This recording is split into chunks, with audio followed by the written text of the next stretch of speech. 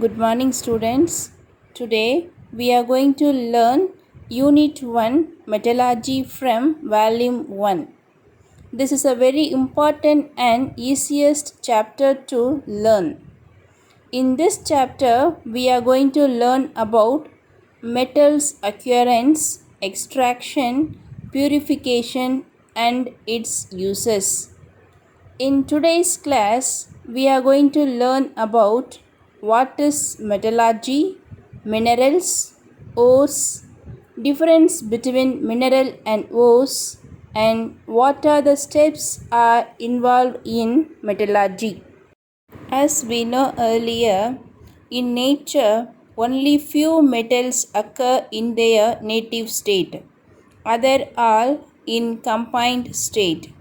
For example, bauxite is a ore of aluminium, which contains 50 to 70 percentage of aluminium oxide, and low reactive metals like gold, silver, copper, platinum can be found in free state. On the other hand, reactive metals such as alkali metals usually occurs in their combined state, and they are extracted using suitable metallurgical process.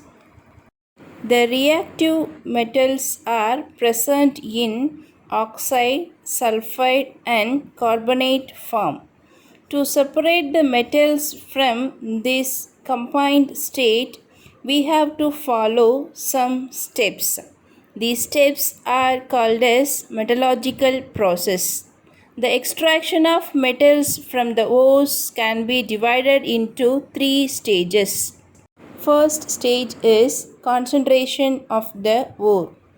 In this first stage, the impurities are separated as much as possible. The impurities may be rock, clay, sand. Second stage is extraction of crude metal. The extraction of crude metal follows different steps according to their nature of the metal present in it. Third stage is refining or purification of crude metal. These are the stages of metallurgical process. As we know earlier, the earth crust made up of rocks. The rocks are made up of different types of materials. In this, some of the shiny materials are also present. They occur naturally. They not made in factory as well as human. Naturally occurring element or compound is known as mineral. Next is a ore.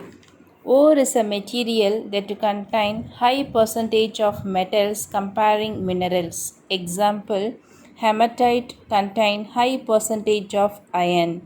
The iron from the hematite is extracted by blast furnace. Malachite contain high percentage of copper. Chinapar contain high percentage of mercury. To understand the difference between minerals and ores, we can think about cookies contain chocolates. If more chocolates in cookies, the extraction process is more economically beneficial. If less chocolates are in cookies, the extraction processes may not be economically beneficial. The cookies with more number of chocolate is an example of ore.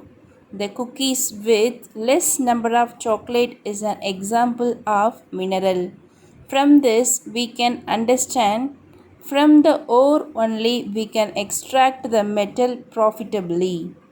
With the help of this idea, shall we differentiate the mineral and ore now? Yes. Naturally occurring substance of metals present in the earth crust called minerals, whereas in ore, minerals which can be used to obtain the metal profitably are called ores. All the minerals are not ores, whereas all the ores are minerals. For example, clay is a ore of aluminium. In clay, aluminium present in minimum level.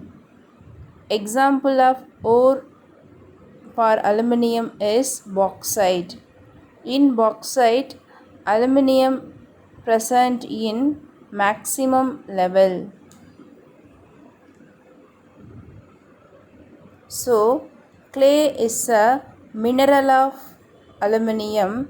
Bauxite is a ore of aluminium. Let us recall today's class. Today we learned about metallurgy, minerals, ores, and difference between minerals and ores. And finally we learned what are the metallurgical process are involved in metallurgy. Thank you students. Keep learning.